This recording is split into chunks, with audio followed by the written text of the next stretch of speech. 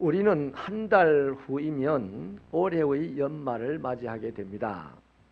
올해 우리가 시작을 하면서요, 우리에게는 나름대로 하나님이 주신 꿈이 있었고 또 계획도 있었고 내가 하나님 앞에서 또 사람 앞에서 작정한 바도 있었습니다. 특별히 우리에게는 재산과도 같은 시간이라는 재산이 있었습니다. 연말을 앞둔 지금쯤이면 그것들을 하나님 앞에서 한 번쯤 결산을 해볼 필요가 있지 않나 싶습니다. 이렇게 결산을 해볼 때 우리는 지혜로운 사람으로서 살아가게 될 수 있기 때문입니다. 또 특별히 우리는 언젠가는 하나님의 부르심을 받아서 한꺼번에 모든 것을 결산을 하고 그것으로 영원한 것이 결정되어지기 때문에 올해 한순간 한순간 짬을 내서서 짧게 우리의 인생을 또 우리의 삶을 결산해 보는 것은 진정으로 지혜로운 행위라고 생각이 됩니다. 본문에 보면 주인은 여행을 떠나기 전에 종들에게 재물을 맡겼죠. 오랜 여행을 마치고 돌아와서 종들을 부릅니다. 결산을 하기 위해서입니다.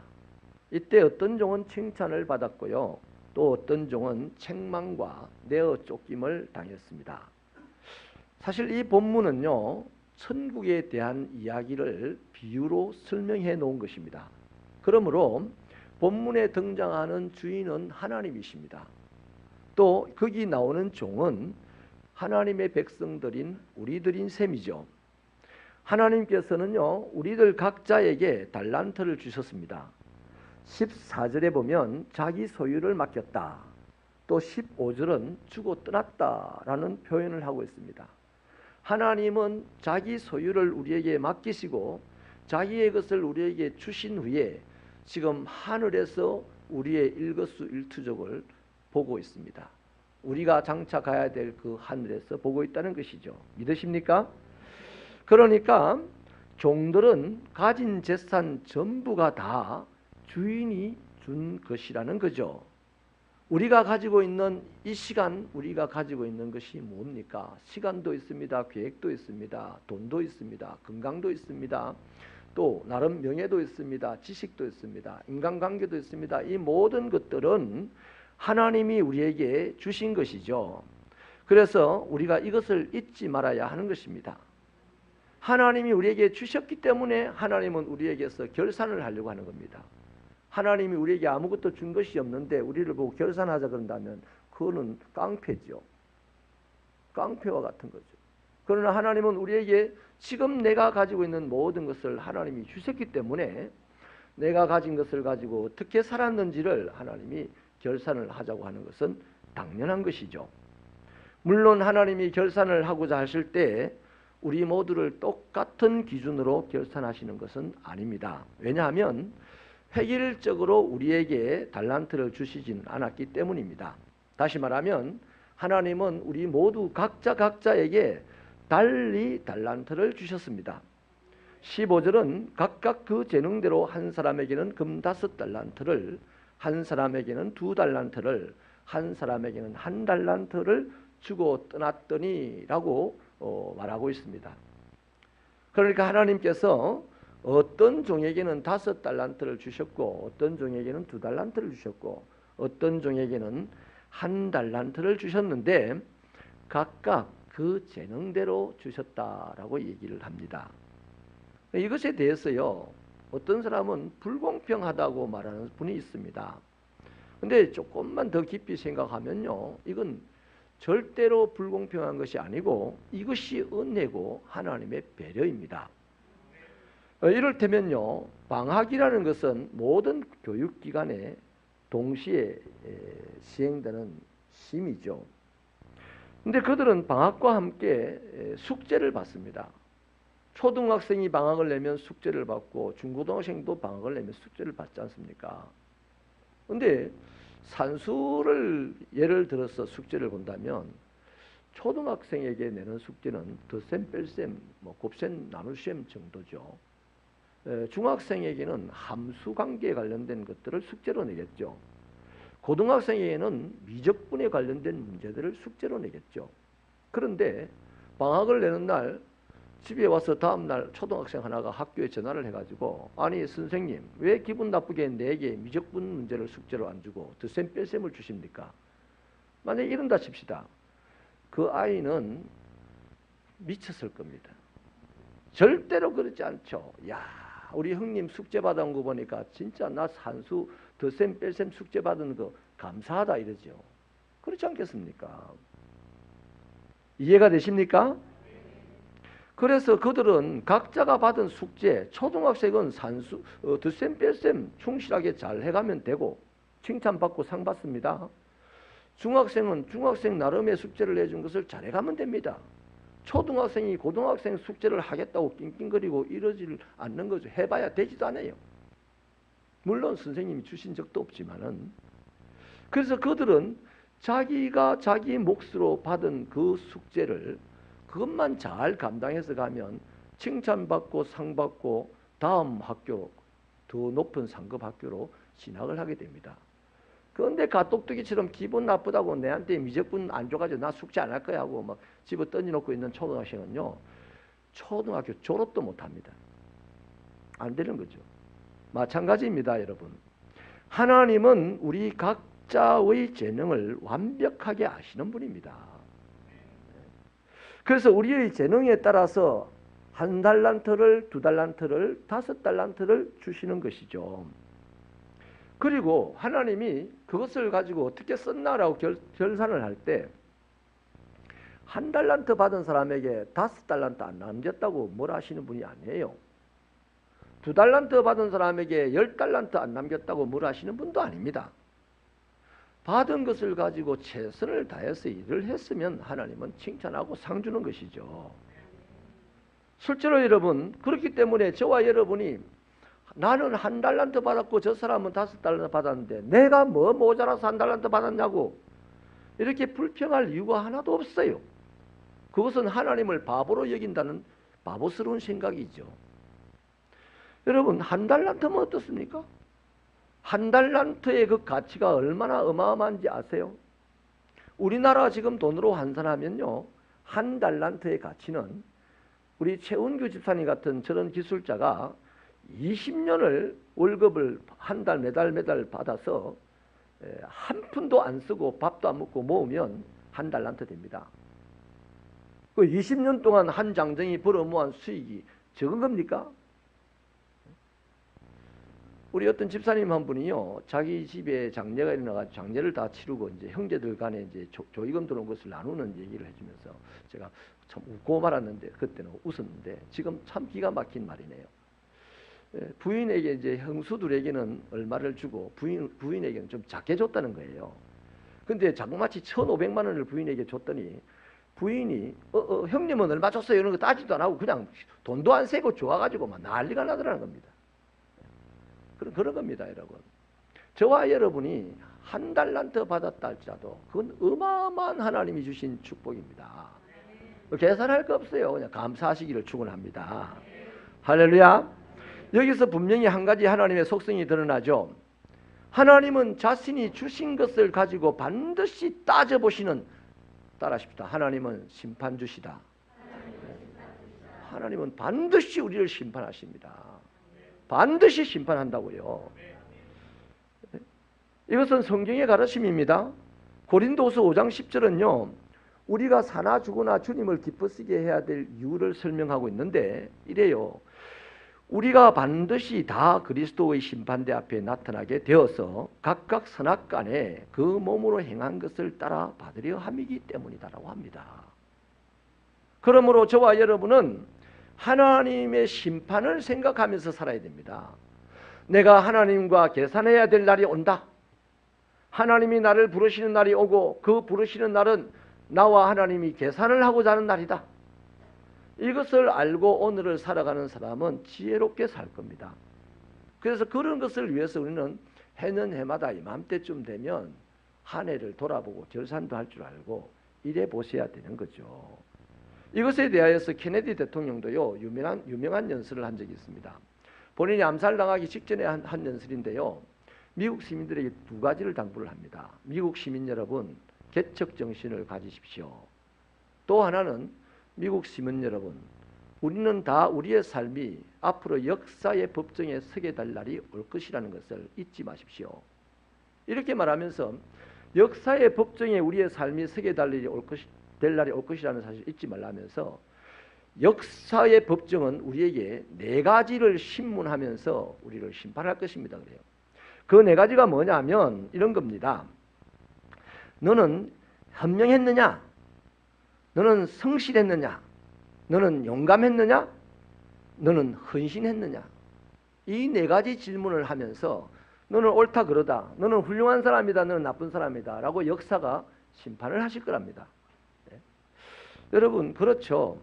케네디는 너는 현명했느냐, 너는 성실했느냐, 너는 용감했었느냐, 너는 헌신했느냐, 네가 가진 재능, 네가 가진 돈, 네가 가진 능력, 네가 가진 힘을 가지고 너는 국가를 위해서 헌신했느냐, 이웃 앞에서 성실했느냐, 이웃에게 관계할 때 현명하게 대했느냐, 너는 무슨 위험한 일을 만났을 때 네가 가진 것을 가지고 용감했느냐, 이것을 역사가 딱 판단해서 이 사람은 존경할 만한 위인입니다.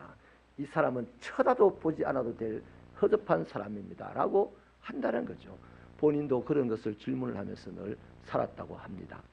그렇습니다. 여러분, 우리 인생은 각자 사는 날 동안 우리가 살아간 방식을 가지고 우리들의 후세 역사들이 우리를 판단할 겁니다. 그러나 그보다도 훨씬 더 중대하고 심각한 것은 역사는 우리를 판단해도 우리에게 그렇게 큰 손해가 미치지 않습니다.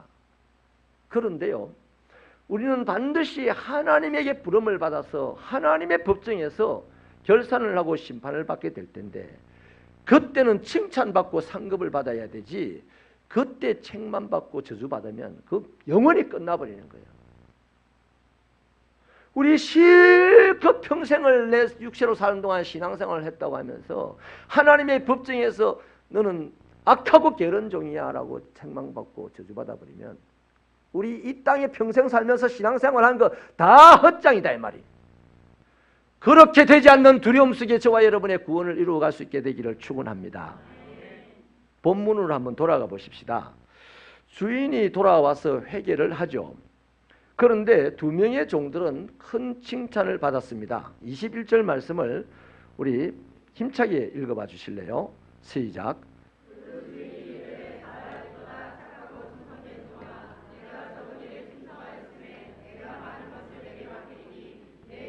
즐거움에 참여할지어다. 이 말씀을 똑같이 23절에서도 하고 있습니다. 이것은 5달란트를 받은 종과 2달란트를 받은 종에게 회개를 끝내고 난 이후에 하신 칭찬의 말씀이죠. 여러분, 원래 종의 역할이라는 게 뭐겠습니까? 주인의 잔치를 준비해야 됩니다. 잔치집을 청소해야 됩니다. 오는 손님을 맞이해야 됩니다. 심부름을 해야 됩니다. 또 배웅을 해야 됩니다. 식탁을 차렸던 식탁을 청소해야 됩니다. 치워야 합니다. 그리고 혹시 남은 음식이 있으면 그것을 주워 모아서 주방에서 자기들이 먹는 것입니다. 남은 음식이 없다면 그날 굶어야 되는 것이 종의 삶입니다. 그런데 여러분, 본문의 종들은요, 주인과 회개를 끝내고 난 다음에 하나님에게 주빈으로 초청을 받습니다. 회개의 날에 완전히 신분이 혜택된다는 것이에요. 신분이 달라졌다는 겁니다. 거기다 큰 상급까지 받았지 않습니까? 5달란트를 받은 자에게는 그가 장사해서 남긴 5달란트를 도로 주어서 10달란트를 이제 니해라 하고 주었어요. 종의 신분이 바뀌었다 이 말이죠. 또 2달란트 받은 사람은 자기가 벌었던 2달란트를 보태가지고 4달란트를 니해라 그랬어요. 여러분, 이 주인이 돈을 다 이제 자기 것을 종들에게 줘버렸어요. 주면서 잔치를 준비해가지고 거기에 와서 식사를 같이 하자는 겁니다. 여러분, 땅에 엎드려서 흙 묻은 음식을 털어가면서 먹어야 될 이 종들이 이제부터 주인과 어깨를 나란히 하면서 함께 밥을 먹어야 밥을 먹는 사람이 된다는 거 얼마나 멋있는 신분의 변화입니까? 거기다가 우리가 그렇게 좋아하는 그 돈이 주인의 돈이었는데 이제는 지 돈 됐습니다. 이거 대단한 변화 아닙니까? 저와 여러분의 인생이 미래로 가면 미래로 갈수록 마지막 날 하나님의 면전에 설 때는 완벽하게 이렇게 되는 축복만 누리는 새벽교회 성도들 되기를 축원합니다. 여러분, 임진왜란을 겪고 난 이후에 헌종이 왕이 되었어요. 그가 8살에 왕이 돼가지고 23살에 죽습니다. 근데 그때까지 후사를 보지 못하고 죽었어요. 이 문제가 되었습니다. 그동안에 거의 100년 가까이를 심각한 당파 싸움 때문에 당파 싸움 하는 내내 이파가 이기면 또 왕족이 하나 죽고 저파가 이기면 왕족이 하나 죽고 왕자와 왕족들이 다 죽어버렸어요. 다 죽어버렸어요. 헌종이 죽는 그때에. 그래서 이제 헌종의 뒤를 이어서 조선을 다스릴 왕을 찾을 수가 없는 겁니다. 이시왕을. 그래서 어디 없나 수소문을 해봤는데 거기에 강화도에 위원범이라고 하는 19살 먹는 총각이 하나 있었는데요. 그가 왕족이었습니다. 이 헌종의 칠촌 아제비뻘 되는 사람이었어요. 그런데 이 원범이는 자기를 몰라요. 자기 아버지가 도망을 강화도로 가면서 강화도에서 죽기 직전에 원범이를 다른 집에 보내가지고 그냥 섬처럼 이렇게 살게 했던 거예요. 천하에 고하고 19살까지 글도 못 배웠고 그냥 산에서 나무나 하고 그냥 동네 계집애들 뒤를 돌아다니면서 갑수나 하면서 이렇게 다니던 그런 아이였습니다. 그런데 이 아이가 이시 왕조의 후손, 하나 남은 후손이라는 것이 이제 알려지게 되어서 왕궁에서 이제 가마를 끌고 막 내노란 신하들이 전부 그냥 강화도로 이제 몰려간 겁니다. 이 소식을 들은 위원비비가 얼마나 놀랬는지요. 자기는 왕이 될 사람이 아니니까 이 산 저 산 막 도망을 다니는데 그 실록에 보면 위원범이 잡느라고 고생 꽤나 했답니다. 근데 아무튼 위원범이를 잡아서 가마에 태워서 왕궁에 데려가 가지고 홍포를 입히고 이제 용포를 입히고 이제 왕으로 삼았습니다. 그가 강화도령이라고 별명 지어진 유명한 철종 임금입니다. 여러분, 철종의 신분이 이렇게 변했어요. 그런데 저와 여러분이 하나님의 계산대 앞에서 하나님에게 칭찬받고 상급받는 종이 되어서 신분이 변한다면 이게 철종이 되는 이 신분의 변화는 비교가 안 될 만큼 큰 경험이 될 것이라는 겁니다. 그런 축복이 저와 여러분에게 예비되어 있는 줄로 믿으시면 아멘입니다. 여러분, 그렇다면 우리가 인생을 그리스도인으로서 살아가면서 언젠가 하나님의 결산대 앞에서 하나님에게 칭찬받고 상급받고 완벽하게 신분이 변화되는 그런 사람이 되려면 어떻게 해야 되냐? 오늘 본문에 이 칭찬받은 두 종에게서 비결을 배울 수가 있어요. 첫째 비결은 종들을 보십시오. 이 종들은요, 시간을 아껴서 최선을 다했기 때문에 칭찬받고 상급받았어요. 우리 16절을 같이 힘차게 읽어주십시오. 16절 말씀 시작.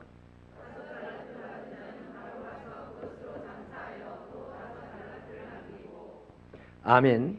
성경도 어차피 신앙생활 하는데 또록또록하게 읽으면 80, 90이 돼도 우리 바람이 또록또록해집니다. 바람이 새질 않습니다. 자, 여기서 보면요, 우리는 칭찬받은 종들의 시간관을 분명하게 알 수가 있어요. 종들은 시간을 허비하지 않았다는 거죠. 본문에 받자마자 바로 가서 이렇게 얘기하고 있잖아요. 바로 가서 장사했다고 합니다. 여러분, 웬만한 이 종들은요, 간만에 주인이 자리를 비우면 바로 가서 일 안 하죠. 대체로 그럽니다. 그동안에 못 쉬었지, 이제 좀 쉬자. 그동안에 못 먹었지, 이제 좀 먹자. 그동안에 못 잤지, 이제 좀 자자. 그러면서 그동안에 외로웠지, 친구도 만나보자 이래가지고 주인 없는 주에 지가 주인처럼 막 동네 친구들을 불러가지고 막 먹고 쉬고 자고 그런 심해버리면 이제 이게 뚜껑이 열려버리면 술이 취해가지고 너무 오래 자버려가지고 주인이 도착했는데도 안 일하는 거라. 주인한테 이제 개맞듯이 맞는 것이 그런 종이, 웬만하면 다 그런 종입니다. 웬만하면. 그러나 오늘 이 칭찬받는 종들은요, 시간을 허비하지 않았어요. 그래서 엄청난 수익을 얻을 수 있었습니다. 여러분 꼭 명심하십시오. 오늘 우리가 살면서 시간 관리를 제대로 못하는 사람이 성공하겠다는 그런 생각은 버려야 됩니다. 여러분 지금은 생각의 속도로 변하는 시대입니다. 그만큼 현대사회는 빠르게 변하기 때문에 더욱 철저하게 시간관념을 가지고 우리가 살아야 되는 거예요. 그래서 현대인들에게 준 요새 명언이 있지 않습니까? 황금보다는 소금이 귀중하고 소금보다는 지금이 더 귀중하다는 거잖아요. 예? 그래서 사도 바울도 우리를 충고하지 않습니까? 세월을 아끼라 그러지 않습니까? 시간 중요한 줄 아십니까? 돈이 더 중요하죠? 시간을 제대로 관리 못하면 돈이 안 옵니다. 이런 차원에서 본문에 칭찬받은 종들은요, 시간을 제대로 인식했고 시간의 능력을 알았어요. 그래서 주어진 시간을 놓치지 않았던 것입니다. 여러분 누구에게나 24시간이 주어집니다. 어떤 사람이 18시간 주어지는 거 아니에요. 모두에게 24시간이 주어지는데 그 24시간 시간의 관념이 있어서 시간의 능력을 알고 시간이 얼마나 내 인생의 성공을 위해 중요하지 않은 사람은 시간에 맞춰서 잘 살아서 부자도 될 수가 있고 학자도 될 수가 있어요. 그러나 시간을 중요하다 생각하지 않고 살아가는 사람은 거지밖에 될 수가 없고 불황무식한 사람이 될 수밖에 없는 것은 지극히 당연한 것입니다. 그러므로 여러분 한 개인의 삶에 대한 평가는요, 그 사람이 얼마나 오래 살았느냐가 아니에요. 그 사람이 살면서 하나님에게서 받은 것으로 사람들과 교회와 하나님과의 사이에서 어떻게 일하고 살았느냐 하는 그것으로 그 사람의 삶은 평가를 받는 것입니다. 안타깝게도 여러분 한 달란트 받은 사람을 보세요. 이 사람은 하나님이 주신 그 한 달란트를 땅에 묻어버렸습니다. 그렇다고 이 사람이 그 한 달란트를 탕진한 건 아니에요. 낭비한 것도 아닙니다. 그대로 묻어두었습니다. 다만 아무것도 안 한 거죠. 하나님께 한 달란트를 받아서 아무것도 안 했어요. 오늘 우리 새벽교회 성도 여러분, 하나님께 예수 그리스도의 생명을 받았다면 무슨 일이라든 하시기를 바랍니다. 하나님을 위하여 하시기 바랍니다. 교회를 위하여 하시기를 바랍니다. 성도를 위하여 하시기를 바랍니다. 하나님께 받아놓고 안 하면 괜찮다고요? 아니죠. 그 사람은 아무것도 안 한 것이 문제가 아니고요, 자기의 한계를 스스로 정해버렸습니다. 자기의 앞으로 갈 길도 스스로 막아버렸습니다. 자기의 일도 스스로 중지해버렸습니다. 이것에 대하여서 하나님이 진노한 거예요. 두 번째는요, 칭찬받은 종들은 모든 소유권이 하나님에게 있음을 알고 살았습니다. 20절 말씀을 같이 읽어봐 주십시오. 20절 시작.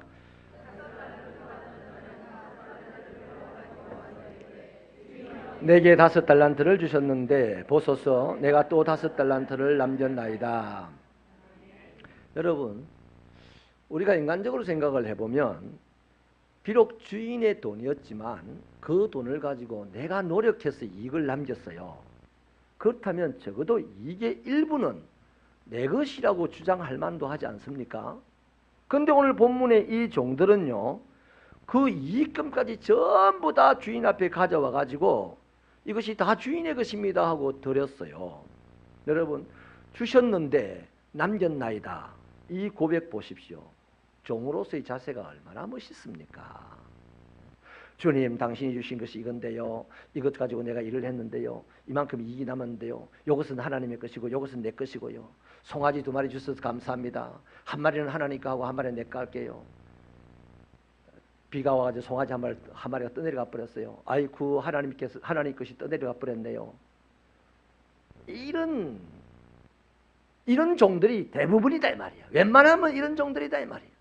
그런데 오늘 이 칭찬받은 종들은 떠내려가 버렸는데 내 것이 떠내려가 버렸습니다. 주님 것이 남아있으니 너무너무 다행입니다. 이런 멋있는 신자들이 우리 새벽교회에 가득하기를 축원합니다. 얼마나 멋있습니까? 얼마나 바릅니까? 여러분 이 점에서 저는요, 책망받은 종의 주인에 대한 비뚤어진 생각을 한번 짚어보려고 합니다. 우리 24절을 수고스럽지만 한 번 더 읽어주세요. 24절 시작.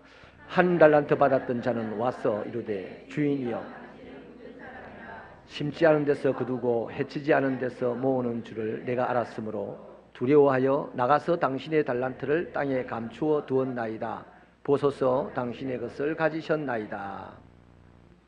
여기 보니까 굳은이라는 단어가 나오는데요. 헬라어로는 거칠다 하는 뜻입니다. 그러니까 이 종이 주인을 보고요. 당신은 거친 사람이에요. 그 당신 앞에 잘못 굴다가 내 맞아 죽습니다. 이 말입니다. 그 다음에 심지 않은 데서 거둔다, 해치지 않은 데서 모은다는 말은요. 당신은 인색한 사람이고 파렴치한 사람이고 불안당이다 하는 뜻입니다. 그런 의미의 말입니다. 여러분, 지금 주인이 이리 온나 결산하자고 했는데 그 주인을 보고 결산장에서 주인을 비판합니다. 이 종이. 그 비판의 내용 정도가 비판 정도가 아니고 주인을 완전 모욕해버립니다. 자기는 비판했다고 하는 말이 아니겠죠. 그냥 쏟아놓은 자기 말이겠죠. 모독은 더더욱 안 했다 하겠죠. 그러나 누가 들어도 이 소리를 들으면 당신은 거칩니다. 주인님 당신은 거친 사람이에요. 주인 당신은 불안당이에요. 이 말은 주인을 비판하는 말이 아니라 완전 모독하는 말 아닙니까? 네? 여러분, 왜 이 사람이 이럴까요? 왜 주인까지도 비판하고 자기 생사의 여탈권을 쥐고 있는 이 주인을 모독할 수밖에 없었을까요? 자신의 행위를 합리화시키기 위해서였습니다. 자기가 땅에 묻어놨던 그 이유를 합리화시키려고 했던 거예요. 그래야 자기의 불성실이 덮어지는 거잖아요. 그런 겁니다. 인생이든 신앙이든 열매를 제대로 많이 맺지 못하는 사람들의 모습이 다 이렇습니다. 내가 열매를 왜 맺지 못해요? 얼마든지 맺을 수 있어요.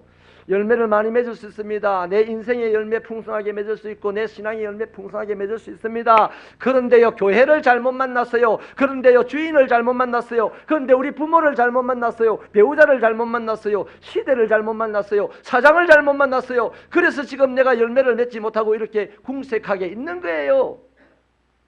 이런다고요. 전혀 이 궁색한 상황, 자신의 형편에 대한 책임은 자기에게는 없어요. 모조리 남에게만 있다고 합니다. 그렇게 함으로써 자기의 불성실함이나 자신의 무능을 감춰본들 뭔 소용이 있습니까? 오늘 내가 전쟁이 일어나서 궁색하게 되었습니까? 그래도 그 인생 자기가 책임져야 됩니다. 그렇잖아요. 오늘 내가 누군가에게 심각한 사기를 당해서 내 인생이 궁색하게 되었습니까? 사기꾼에게 책임을 지릅니까? 그 인생을? 아니죠. 그 궁색하게 된 인생, 그 여전히 자기가 책임져야 되는 거죠. 그런데 괜히 사기꾼 때문에 나 망했다 하고 죽어가는 거예요. 남 탓하다가.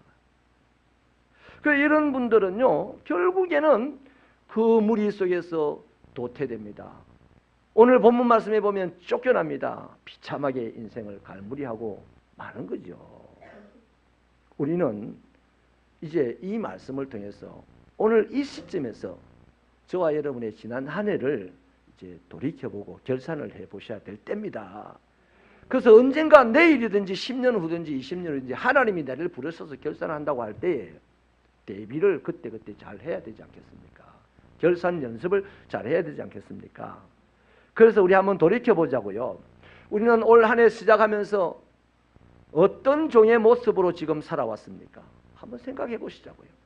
하나님이 나에게 주신 시간, 하나님이 나에게 주신 건강, 하나님이 나에게 주신 지식, 하나님이 나에게 주신 신앙, 하나님이 나에게 주신 이 물질, 하나님이 나에게 주신 이 인간관계, 이런 것들을 가지고 열심히 사셨습니까? 내 가정을 위해서, 내 개인의 삶을 위해서, 내 유익을 위해서는 열심히 살았습니다. 인정합니다. 그러나 이웃을 위하여, 교회를 위하여, 하나님을 위하여서 하나님이 내게 주신 이 모든 것들을 가지고 얼마나 열심히 살았는지 한번 우리가 하나님이 결산하자고 하기 전에 우리가 결산을 해본다는 것입니다. 여러분, 어떻게 사셨습니까? 칭찬받은 종처럼 시간을 아껴서 하나님 앞에 최선을 다했습니까? 바쁜 시간을 쪼개서 새벽기도 11조를 열심히 섬겼습니까? 적은 물질을 쪼개서 그 하나님 주신 물질로 하나님을 나라를 위해서 열심히 섬겨보았습니까? 이런 것들을 우리가 돌아보자는 것입니다. 그래서 책망받고 쫓겨난 종처럼 주신 달란트를 묻어두고 환경 탓, 분위기 탓, 신앙 탓, 저 사람이 하는 행동 탓을 하면서 내가 하나님 앞에, 교회 앞에, 사람 앞에 해야 될 일들을 묻어버리고 하지 않고 있습니까? 지금 괜찮을 수 있어요. 역사의 법정, 우리 일련의 인생의 법정은 괜찮을 수 있습니다. 머리 한번 쓱 긁고 지나가면 됩니다. 그러나 내년에 하나님이 나를 부르신다면 어찌하시렵니까? 깊이 생각하는 이번 한 달이 되시기를 축원합니다. 한 마리 앵무새에 대한 아주 아름다운, 정말 아름다운 동화가 있어요. 이 앵무새 한 마리가 자기 고향산을 떠나가지고 저 멀리 여행을 갔습니다. 그래서 한참 여행을 잘하고 한 1년이 지나서 이렇게 고향산으로 돌아왔는데 저 멀리서 보니까 고향산 쪽에 막 연기가 확 앞을 보지 못할 정도로 일어나는 거예요. 그래서 손살같이 더 세게 날아가서 보니까 자기 고향산이 불이 났어요. 그 이 앵무새가 생각도 하지 않고 그냥 저수지에 팍 뛰어들어가더니 다시 솟구치더니 산에 자기 고향산에 팍 날개를 틀어서 물방울을 털어내는 겁니다. 이렇게 하기를 수백 번, 수천 번 하다가 이 앵무새가 지쳐서 땅에 떨어져 버렸어요. 그래서 죽어갑니다. 그때 하나님이 나타나가지고 얄궂게 질문을 해요. 야, 이 앵무새야, 네가 왜 그렇게 미련하냐? 네 그 날개에 물 묻혀가지고 산에다 털어본들 그 몇 방울 가지고 불이 꺼지겠나? 이 미련한 앵무새야. 이렇게 하자 앵무새가 대답을 이렇게 합니다. 예, 하나님, 내가 물 묻혀서 산에 물방울 떨어뜨린다고 불이 꺼진다고 생각해 본 적은 없습니다. 그러나 내 생각은 온통 저 불 속에서 죽어가는 내 아버지, 내 가족, 내 친구들이 죽어가는 것을 그냥 볼 수 없어요. 그냥 볼 수 없어서 움직여요. 물방울을 털어요. 그때 하나님께서 감동을 합니다. 그래서 먹구름을 불러가지고 소나기를 그냥 부어버렸어요. 그 불이 꺼졌습니다. 여러분, 오늘 저와 여러분이 가지고 있는 것은 하나님이 주신 것입니다. 이 육신 하나님이 주신 겁니다. 우리 안에 있는 능력 하나님이 주신 것입니다. 남들과 비교해보면 보잘것없는 것 같지만은 하나님이 주신 것입니다. 하나님이 결산하는 날 칭찬받고 축복받고 상급받기 위하여서 오늘 이것을 가지고 나와 관계하는 사람을, 나와 관계하는 교회를, 나와 관계하는 하나님을, 나와 관계하는 이 하나님의 나라를 위해서 이 보잘것없는 것을 흔들어서 살아보자는 겁니다. 뭐 그래 생각할 것이 많습니다. 생각은 로댕이 하라 하고 우리는 적시로 사람들을 위하여서, 이웃들을 위해서, 교회를 위해서, 주님 나라를 위해서 움직여보자 이겁니다. 그러면 하나님이 감동하셔서 오늘 이 1년의 결산을 날에 축복과 상급을 주실 것이고 칭찬을 주실 것이고 내 일생이 끝나는 결산의 날에는 영원한 신분의 변화를 주셔서 예수처럼 당신의 우편에 앉아서 영원한 즐거움을 누리며 살아가게 되지 않겠습니까? 이런 축복이 저와 여러분에게 있으시게 되기를 주님의 이름으로 축원합니다.